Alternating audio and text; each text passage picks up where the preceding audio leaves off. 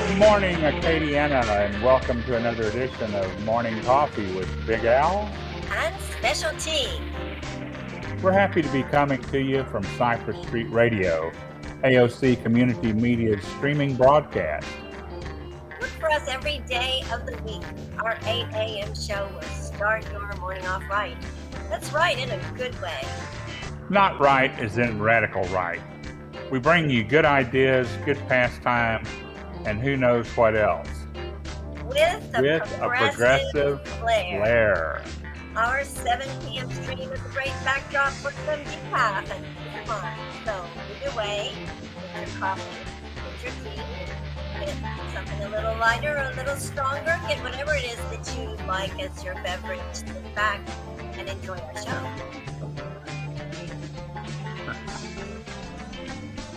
Is that good? Yeah. I got a visitor. Oh, yeah? There it is. It's a cat. This is Mr. Amadeus. He's musical. Oh, yeah? And now he's stepping on my other keyboard. And he's making his way into my lap. Come on, buddy. Hey, Special T, can you get your mic closer to you? I probably can redirect it a little bit. Is that better? A little bit. Not great. Well, it's decent. How's that? Yeah, it's probably... It's like sticking straight in my face. Okay. And hopefully nobody will start chewing on the wires. Yeah, that would be... ideal. Not needed. So, what's on your radar? Well, like everybody else, there's two big things on radar. One is the COVID pandemic, and the other is climate change. Yeah. And storms, and people who don't have electricity or power or gasoline or food or water to drink still. Not very good. Yeah, it has been kind of a rough year and a half anyway, maybe a little more than that, maybe 20 months we'll say. But the storms, I mean, I guess, people aren't watching live, but today, the day we're recording this, the weather's nice. It's actually turned off pretty nice for a change. Well, I think a little windy. It's going to stay cool for about a week. Close, maybe 5 days at least. But we've had and I guess people watching this now, this is kind of a historical thing. You're already aware of this, but we have had a little cold front come through, and or a cool front, I guess, probably. Of course, technically, that's not a correct National Weather Service term. It's a cold front, but but it's really kind of cool and pleasant outside today. I actually walked like 7 blocks or so I can go pay my water, my electricity bill. Yeah. In person. I bet they were happy to see you. To the south side near Pinhook. Yeah. Yeah, that was kind of cool. I brought my dog. Yeah. I had 2 people ask me if I needed a man. I was like, no, I got my dog. Yeah. Well, I guess I was that's like, what? I was just like, really, it was weird. First they asked directions, and then they asked me if I needed a man. I was like, no, I don't need, no. Kind of thank you, but no thank you. Yeah. I tell you what, guys here are weird. Sorry. Well, I saw we have I guess, I don't know if I'd say a new variant, possibly a new variant, R.1 COVID variant, apparently. Have you seen anything about that? I've heard that, like, a few weeks ago, even when we were doing our last show, that there was like an uptick on an old virus that had made a comeback, and that we did have some other variants that were working. I haven't heard that they've been testing for those when people go in the hospital, or what the symptoms of them were, if they were any different from COVID. Or the one thing I've been hearing is that as the variants come, they're more virulent, where they spread faster and easier, which is not good. Well, I don't know. I just saw something about this had been noticed in Japan, I think it was. Oh, but, Lord, they got enough problems. I guess. I don't know. I wasn't aware that they had all that many problems. But but it's just I haven't seen a big push on the news about it, but they probably will before long, wanting to scare everybody. But I don't think that's the point. I think the point is to get everybody to get vaccinated. And well, that would be good. And if I mean, it's seeming like the new strategy is to punish people for not doing it. I mean, they're not trying to punish the people, but they're trying to make it where they have consequences that are beyond dying. Yeah. I mean, to catch it before the people get sick, so sick that they go in the hospital and end up on ventilators, or and are asking, could you please give me the shot now? Oh yeah. As opposed to actually giving up the ghost and not being a part of your family anymore. And there is an interesting service going on right now, where the health department and ACLA, the Asociación Cultural Hispanic, no, it's Latino de Acadiana, have got a tent that they put up in the children's park over at Il de Con, and they have all 3 vaccinations as options. And really? The big thing, yeah, and the big thing is to try to vaccinate the younger people, as many as they can, which is approved for the Pfizer vaccine, and they're even moving that one toward getting 5-year-olds and up. Yeah, I saw that Pfizer's. Right. I don't know if they've officially certified it, but they're working toward it. Well, it's very close, if not Yes. done. But I believe Pfizer has stated that It's coming. It's safe for 5-year-olds, Right. And but they don't give it as what they're doing is they cut back on the amount of medication. Right. They do. It is a smaller dose. Yes. So it's probably might be a smaller needle too. That's what they did with me when I had shots. I had to take, the needles were too big. Oh, really? And thus the medication was too big too. It was making me sick on these things that I had to do. So they had smaller needles, and they cut me down to like half a shot. Really? Yeah. So that made never heard my of that. 1 month supply last 2 months instead. Are you talking? You're talking about a vaccination for COVID? No, I'm talking about Okay. about a treatment for my chronic condition. That Yeah. Okay. Okay. That's I hadn't heard that except for the youngins on the COVID thing, but right.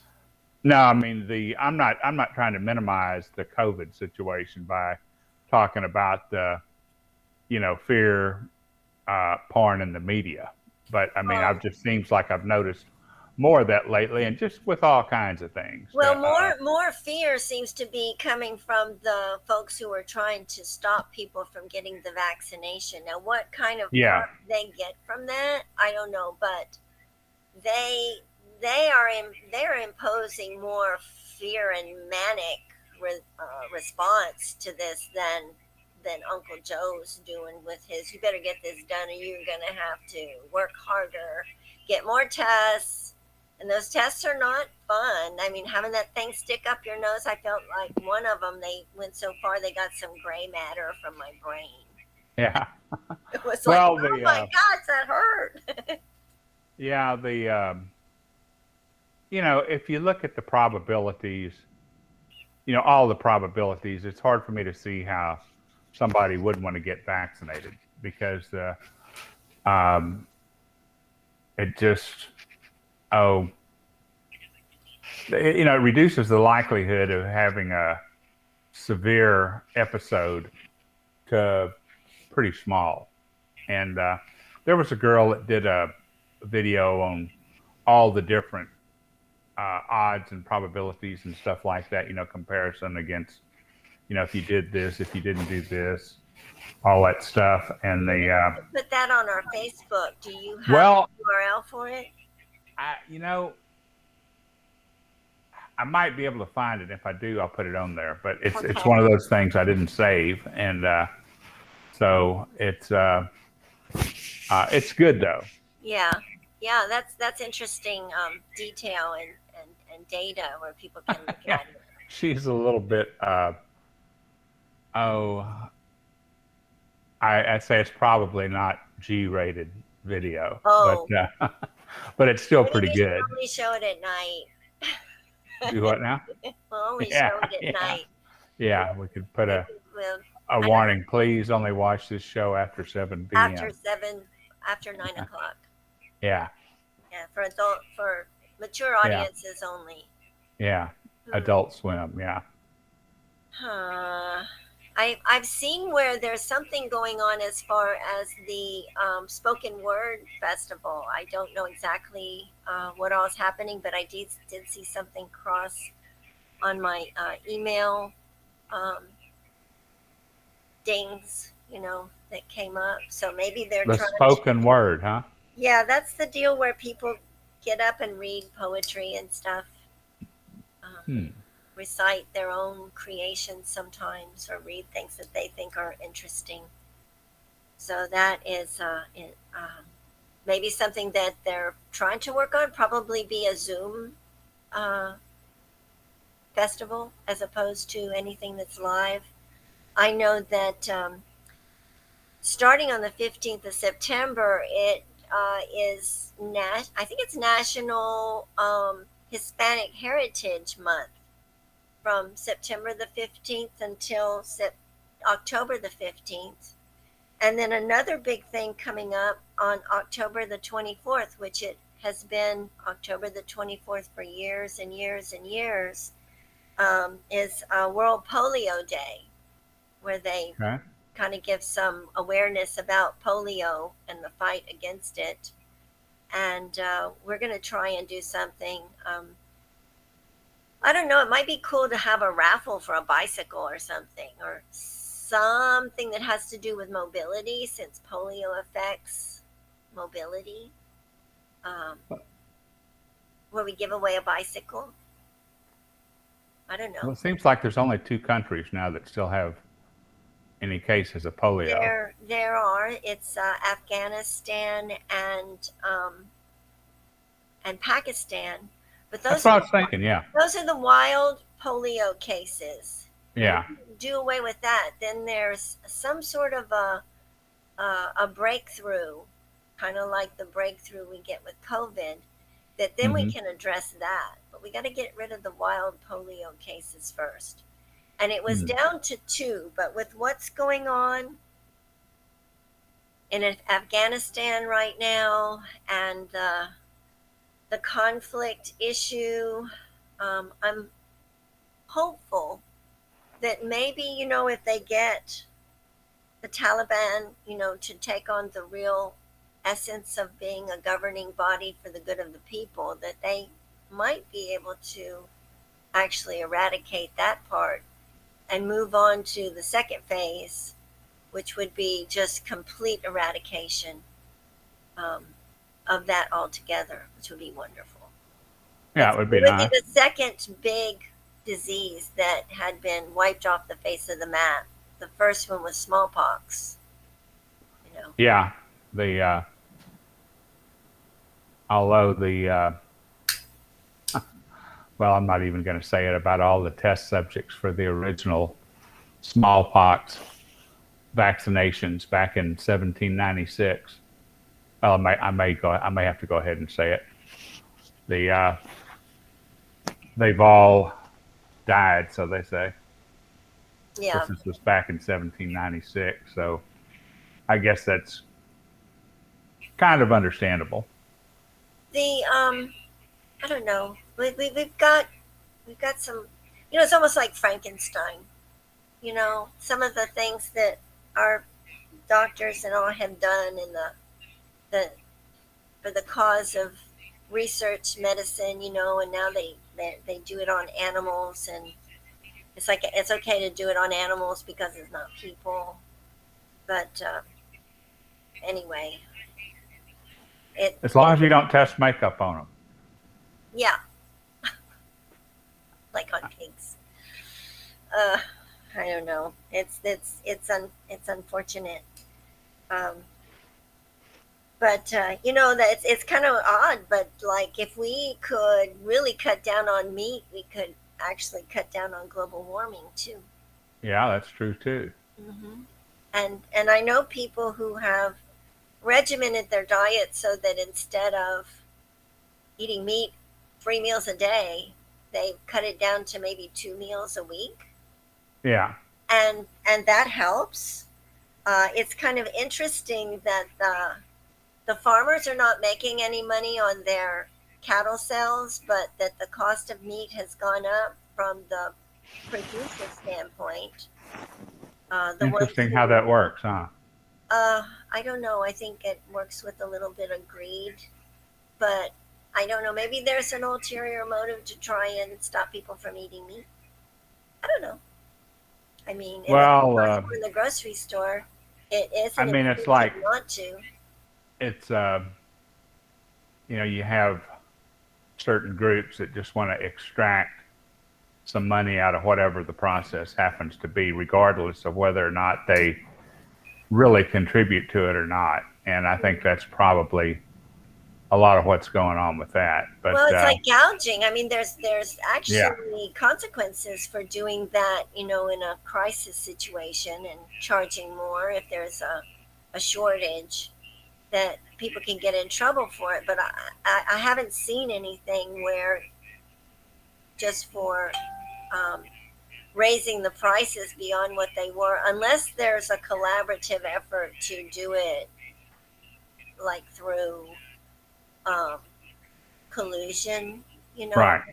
And that happened in the water authority many years ago, where they were doing something where they were price fixing. So there's rules against that. Yeah, well, there's a lot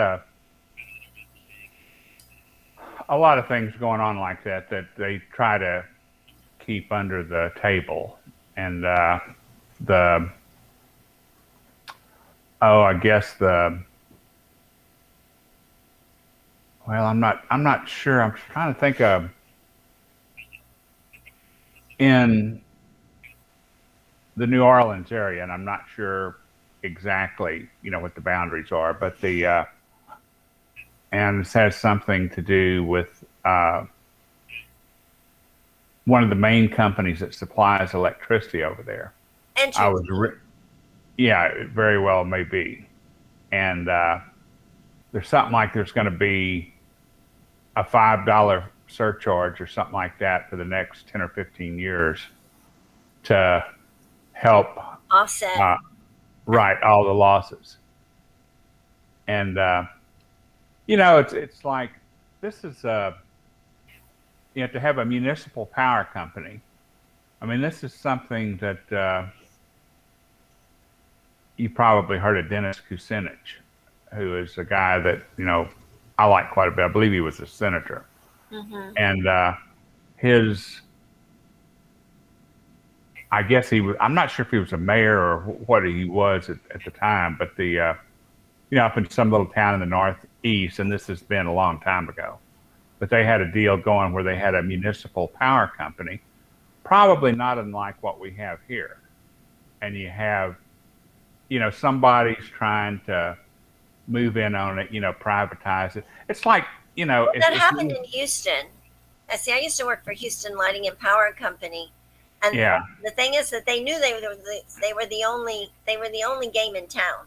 People right, didn't have a choice, and then there came the Public Utility Commission, which is the counterpart in Texas of the right, Public Service Commission here. right. There were enough complaints and everything that they actually mandated a breakup, and they broke up distribution and transmission. And the power company kept one part, and then other parts were taken by, I guess, the best bidder. And for a long time, that was like the ideal for the customer. But then, when this thing came of late, where I think the freeze, weather, that really shook everybody up. That was totally unexpected, and it really had some costs and all that were. Well, that was almost all of Texas. Yeah, that was in Texas. I mean, that was the. But see, they broke it up. They had municipal power companies, and admittedly, we had some people in our ranks, because I worked for them. We had some people within certain organizations that dealt with the public that were like, hey, we're a monopoly, and you're just gonna have to live with it. They were very bold and without compassion for the hardships that it caused sometimes. But they did have a lot of good programs that helped people. So I don't know. Yeah, the PR. Yeah, it was PR. I worked in that area. Yeah. and we worked hard. But I still take issue with the conversation that went on by the executives within the public relations group that claimed that they were the ones with the real job, and accountants didn't really work as hard as they did. Well, I don't think so. I mean, there's, almost invariably somebody that trying to find a good angle on something where they can make the maximum important. Well, make themselves important, make a lot of money without putting out much effort. I mean, I can understand that, but I mean, it's like with a public utility, the thing is if you want to reduce it down to just a fairly simple formula, when you have a small group of people controlling a large group of people, and the large group of people doesn't have much input on the decisions of the small group of people that's controlling the whatever it happens to be, then that's not a very good formula. I mean, it's like, it got me to wondering about the the LUS here, that's kind of a publicly owned utility, the way I understand it. And their rates are much better than the ones that are more broadly distributing electricity. They have really good rates. Well, yeah, and that's what we as the consumers and the citizens of this area, that's what we want. But I'm wondering if there's a movement to try to take that over, by a private entity of some sort. I don't know. They certainly have it in other industries where they want to cherry pick, Exactly. Well, that's what they did up there. That's why I was bringing up Dennis Kucinich, because that was the big fight up there at the, I don't remember the name of the city or whatever, but somewhere up in the Northeast, and it was a big deal. And it's the same way with Texas. I mean, they got kind of bamboozled over there because, they get to put in a second-rate power distribution system that, when it gets too cold, it doesn't put out enough good, reliable power. Is what it boils down to. And then who would have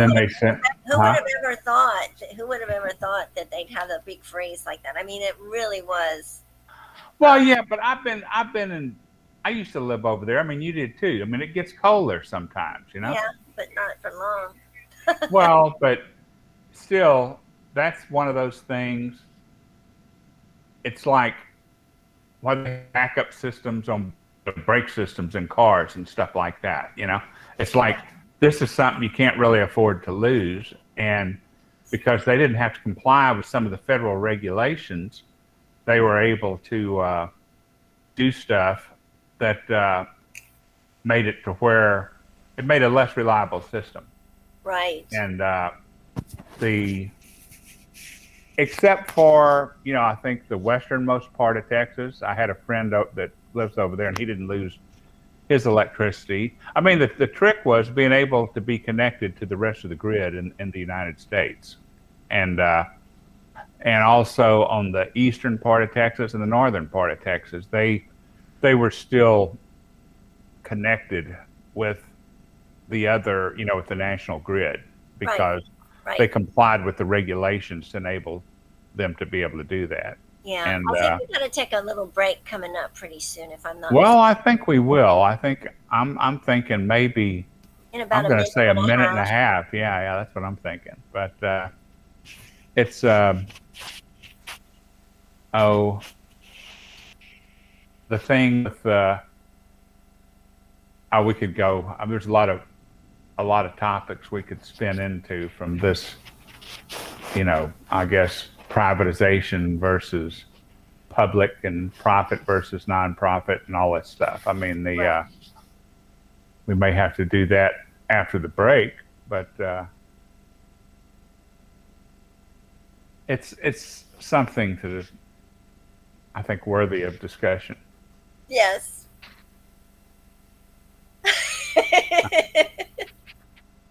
You see what I got?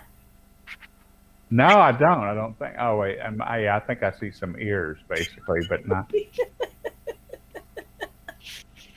That's one of the babies. Okay. It has a new home waiting for it. So yeah. Anyway, we're gonna take a cat break. How about that? Okay. Well, that sounds good, and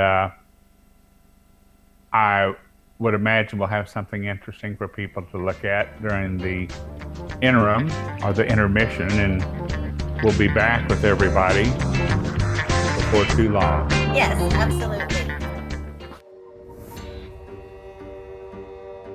We call it a fluffy crab cat. She makes her back as big and arched as she can and pushes her ears back. She can peek around behind the corner and then she puffs up. Sometimes she runs at me. Or sometimes she just like crab walks across the floor. You never know when she's gonna pop around the corner and dash across the apartment. When she's making her dramatic exit, she'll put her paws up on the stool or the sofa or something. We call it a power pose. Kind of like she wants you to take her picture. And then she's gone out of there. She'll run as fast as she can, basically to the far end of the apartment. She's like lightning.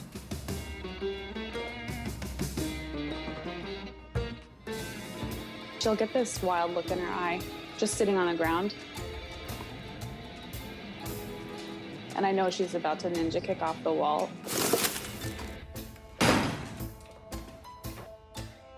It's really impressive, actually, how high she can get up. I have this video of her in slow motion. She's like running horizontally across the wall. Her best friend is an almond. She loves that thing.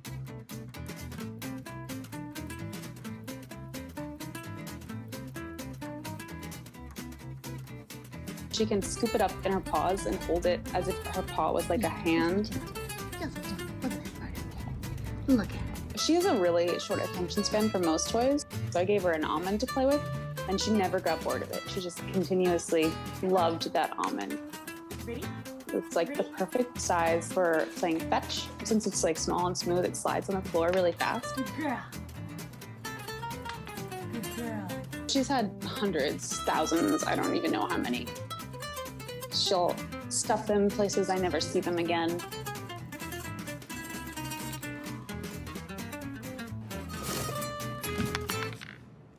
I really wanted to adopt a cat, and as soon as we met, it was love at first sight. She was really nervous at first. She was very shy, but the more comfortable she's gotten with us, the fluffier she's gotten. It's almost like she was a little afraid to show us at first. It's like when you open up to somebody and show them your wild side. Obviously, a lot of these cats bluff when they're terrified, but for her, in no way a sign of being afraid. Almost a sign of trust. And she's so funny and impressive, and she's just the best cat. Show me the butt.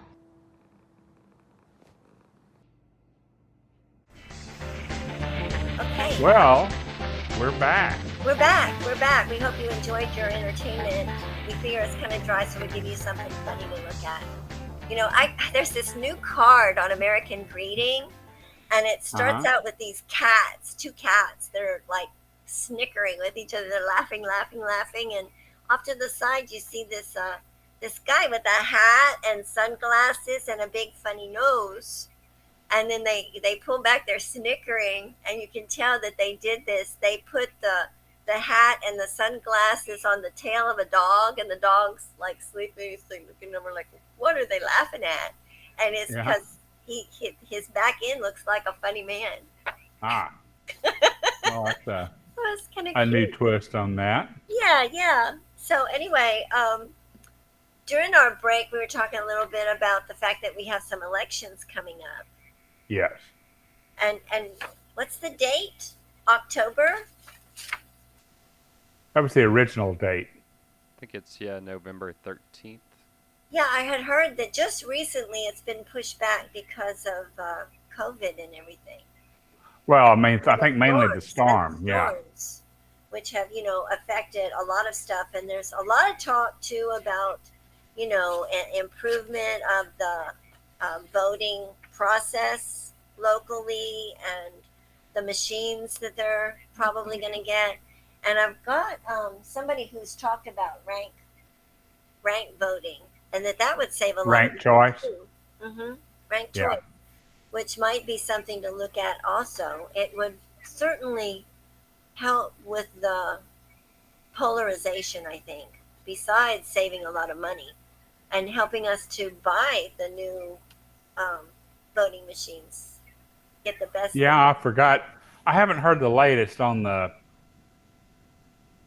what they're doing with don't they have to get, what is the date? I mean, what's the deadline? Or is there a deadline on getting the new voting machines, or what? Well, they said it's overdue. Yeah, well, I got that impression. If you talk to Louis Perret, he's been talking about it for a couple of years now, how it's about time that they have to do this and that they don't think they have the funds to afford the change, but that would be a solution for it, for one thing. But anyway, I've got all the items that are on here right in front of me. That's and interesting. We're talking how many? Let me see. There's 1, 2, 3, 4 amendments, and then there's propositions. There's number 1 and number 2 and number 3 and number 4 of 4, and then there's 2 City of Lafayette propositions. So the others are parish-wide. And then there's 2 that only the city, people who live within the city, will be able to vote on. So I can go through these. Yeah, well, that sounds good. And it seems like there's something to do with continuing the library millage. Yeah, the library's involved on one of them, the airport. So I can read these really quick. Okay. Like amendment number 1 is, do you support an amendment to authorize the legislature to provide for the streamlined electronic filing, electronic remittance, and the collection of sales and use taxes levied within the state by the state and local streamlined sales and use tax commission to provide for funding duties, responsibilities of the commission. You know, what we're going to do is we're going to put up the review and the analysis that are done by non-biased research folks on our Facebook, which is Morning Coffee on Cypress Street Radio, so that you can read the pros and the cons and the evaluation of each one of these things. That's what they do. They never weigh in on who to vote for, but they do talk about these things, how they're worded, and if you vote yes, what it will do. If you vote no, what it will do. The reasons some people say to vote yes, and the reasons some people say to vote no.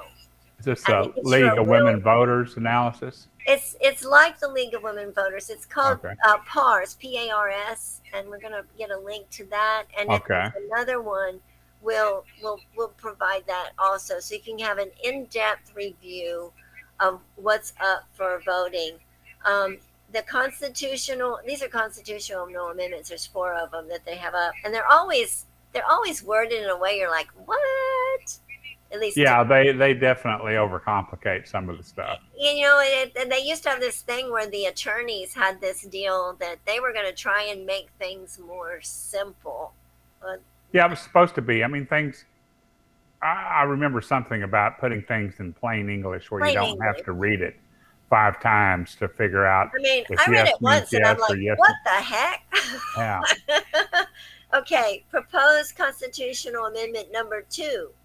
Do you support an amendment to lower the maximum allowable rate of individual income tax and to authorize the legislature to provide by law for a deduction for federal income taxes paid?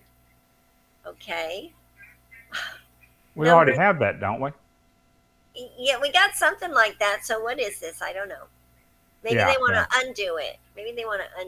The amendment number 3 is, do you support an amendment to allow levy districts created after January 1st, 2006 and before October 9th, 2021? See, that used to be the election date and they didn't change it. Whose electors approved the amendment to levy an annual tax not to exceed 5 mils for the purpose of constructing and maintaining levees, levee drainage, flood protection, and hurricane flood protection. So apparently there's a big difference between flood protection and hurricane flood protection. So they want to levy a levy for the levees. That's what it sounds like. Yeah. Number 4.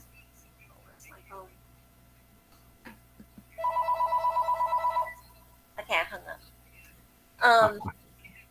Number 4 is, do you support an amendment to increase the amount of allowable deficit reductions to statutory dedications and constitutionally protected funds from 5% to 10%? And for each of these, it actually notes what article section that it changes, so that you can go back and look up all these things. Like this last one amends Article 7, Section 10, F, 2, A, and B. Okay. So you can go back and look at the most recent article, which will probably refer to another article and another article before that, and eventually get back to the original article or the original rule that was amended. It should have a nice long list. Okay, and then this is parish-wide proposals. This is for the airport renewal. Remember, we had that big thing about the terminal that they promised, like a 1 cent tax, no more than. Oh yeah, I remember something about that. Yeah. And so they got that, and they're almost finished with our new terminal.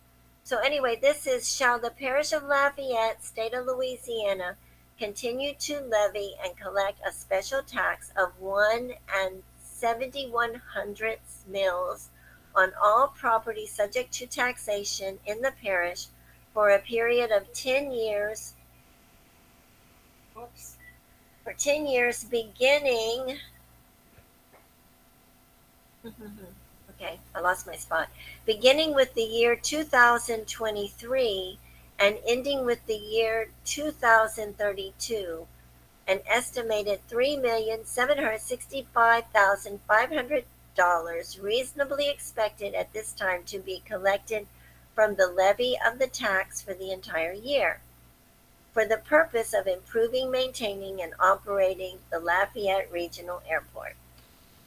Okay, that's one of them. And then the number 2 proposition for the parish is shall the parish of Lafayette and state of Louisiana continue to levy and collect a special tax of 3 58/100 mills on the property subject to taxation in the parish for a period of 10 years beginning with the year 2023 and ending in the year 2032, an estimated $83,300 reasonably expected at this time to be collected from the levy of the tax for an entire year for the purpose of maintaining, operating, and improving drainage works within and for the parish, said millage to represent a 24/100 of a mill increase due to reappraisal over the 3.34 mills tax authorized to be levied through the year 2022, pursuant to an election held on November the 6th, 2012. Okay, that one's been changed, apparently. And then number 3 is the parish-wide proposition. Shall the parish of Lafayette and state of Louisiana continue to levy and collect a 1 84/100 1.84 mills tax on all property subject to taxation within the parish for a period of 10 years beginning with the year 2023 and ending with the year 2032, an estimated $4,051,700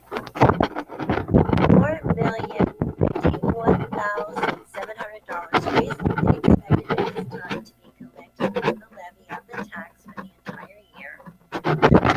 Constructing, improving, maintaining, and operating. You got a lot of background noise here, Specialty. I don't know why. Can you hear me better now? Yeah, no, that's better. Okay, there was too much space between. Oh, maybe so. Yeah, you probably need to read again. Did you hear that? Yeah. Okay, is it better? Testing 1, 2, 3. Huh? Testing 1, 2, 3.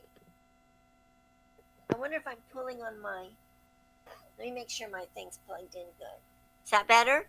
Oh yeah, that's definitely better. Okay, I must have pulled it. I think the cat did it. It could be. Yeah. So anyway, that was for the library, 10 years beginning in 23 and ending in 2032. An estimated $5,051,700 reasonably expected at this time to be from the levy of the tax for an entire year for the purpose of constructing, improving, maintaining, and operating public libraries in the parish, including the acquisition of equipment, books, materials, and supplies. And I would like to add that would include the bookmobile, which children love and broke down last week. So they need to fix that bookmobile. Okay, now which one is that for the library? The library. No. I mean, that's a amendment or a? It is a proposal to continue the tax to collect money to help the library. And what's the name? What's the number on the proposal? It's number 3 of 4. Okay, so that's the one. I mean, that needs to. people need to vote for the library, you know? I mean, Absolutely. it's just a continuation of a tax they're already paying on their. Exactly. It's not an up, whereas this other one, the one for the drainage is an up. Really? hmm They're wanting to collect more. Okay. They're wanting to collect 0.24 hundredths of a mil more due to reappraisal of the property, I guess. Okay, and then this last one is for the public health millage rededication. Shall the parish of Lafayette and state of Louisiana be authorized to rededicate the proceeds heretofore and hereafter received by the parish from the levy and collection of a 2.21 mils tax on all property subject to taxation in the parish, an estimated $4,860,000, reasonably expected at this time to be collected from the levy of the tax for an entire year. Said tax authorized to be levied through 2025. That's shorter, pursuant to the proposal number 3 at an election held on November 18th, 2017 for the following purposes: a 1.98 mils for the purpose of constructing, improving, maintaining, operating, and supporting public health units, mosquito and other arthropod abatement and control facilities, and programs and animal control facilities, and programs acquiring, furnishing, and equipment, therefore, and paying mandated expenses of the coroner, and a 0.23 mils for the purpose of acquiring, constructing, improving, maintaining, and operating fire protection facilities, vehicles, and equipment, including both movable and immovable property, that are to be used to provide fire protection in the parish. Why did they combine that? Well, I didn't quite catch the whole.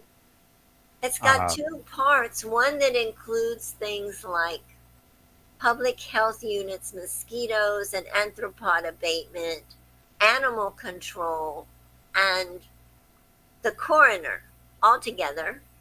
And then another 0.23, a smaller amount for the firefighters, property and trucks.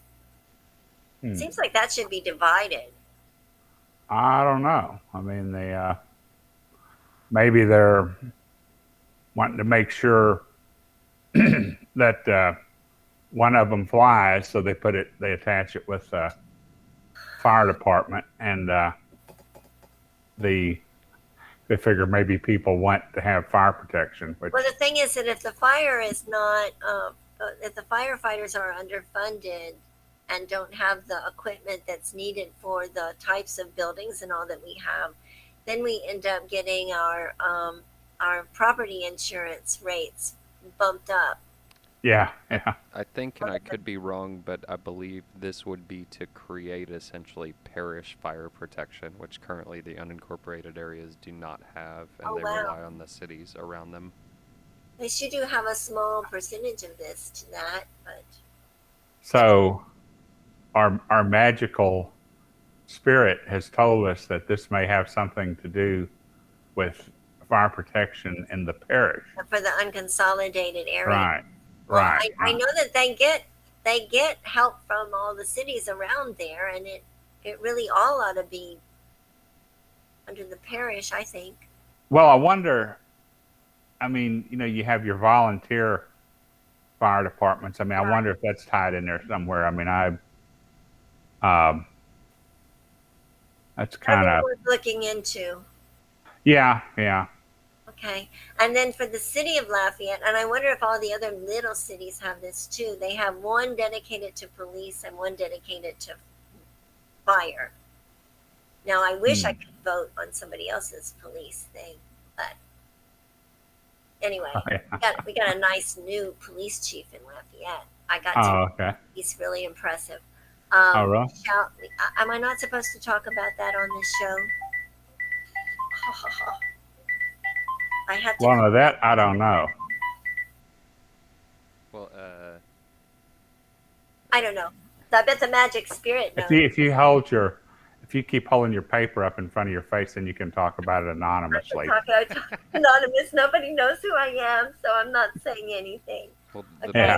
the big sort of scuttlebutt going right now is that the new police chief is sort of being targeted by that group Citizens for a New Louisiana. Our favorite.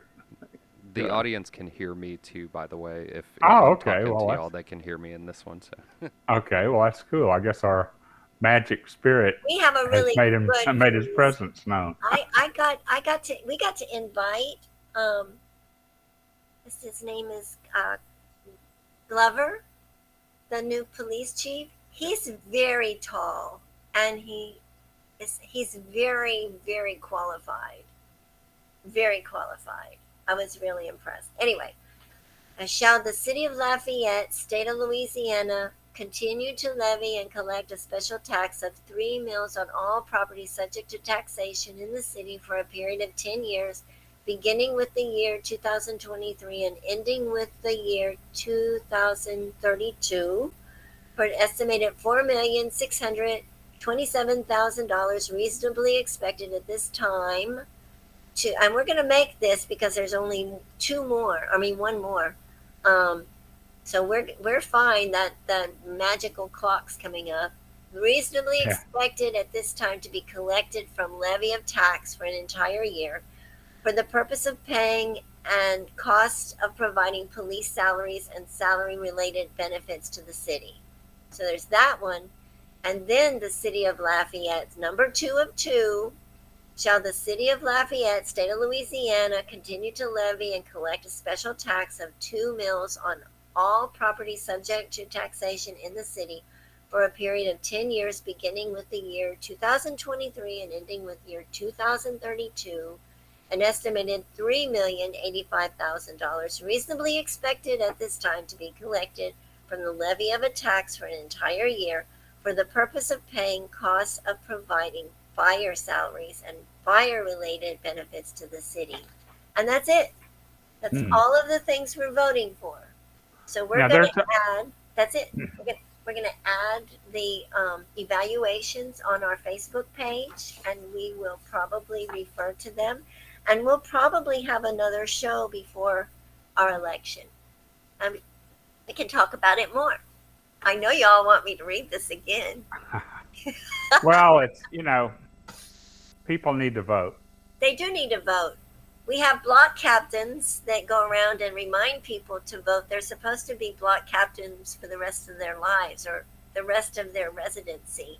Oh, really? Wherever they are, yeah. If you Do did you get a not little get a badge visit, or if you did not get a visit, hat or anything? If you didn't get a visit, you don't have a block captain. Maybe you can volunteer. Yeah, it's only like 10 houses that you get. Oh, yeah? Yeah, and you adopt them. Yeah, I actually send greeting cards to mine, like when they have their kids graduate, or I know there's a birthday or something. I send them a congratulations. I might drop them off a little something on their doorknob at Christmas time. From your friendly block captain. From your friendly block captain. I have a sign that says I'm a block captain. Yeah, well, that's interesting. And like I did at the first responders race, I wear my lei in my hair and around my neck and my grass skirt over my clothes. But I've added a new thing. I added a fan, like an Asian fan. Got it. And so I'll carry that too, because that's fun. The people that were running were hot. They said, I'm really hot. Will you fan me? I fan them while they're running. Yeah. Yeah, it was fun. It was a good thing. That's going to be the first one of many. I think it'd be cool if we do another show before the election. You should reach out to your analysis people and see if one of them would come talk about the amendments. That would be pretty pretty or neat. somebody Yeah. from the Women's League of Voters. Yep. They're they seem to do a good job. Because some of these things, just the way they word it. They talk about like from what I was gathering, these taxes, the way they have it worded, it's kind of, they're putting stuff, what they're saying is it's going to generate this much income per year is what I got. Right, right. But then they put this stuff where it says, so this is supposed to blah, blah, blah, blah, blah, blah, blah per year, you know, and it's kind of like, it's kind of, you know, to me, that's it's redundant. Well, it's like, you know, it's reasonably expected to generate $3 million a year, you know, something like that. I mean, you know, put it simply. Yeah, but that's not much. But so people can just like think about that, dream about it, and we're gonna put all our good stuff on Facebook, and we hope that you will look at it and that you will watch us every morning and every night to kind of get this into your head. Yeah, because you do need to vote, and I guess once again, it's morning coffee at Cypress Street Radio, and very easy to find on Facebook. And do we have anything else? Anything else to tell anybody? But stay cool. I guess not. Stay cool. Yeah, we'll see y'all. Bye. Goodbye.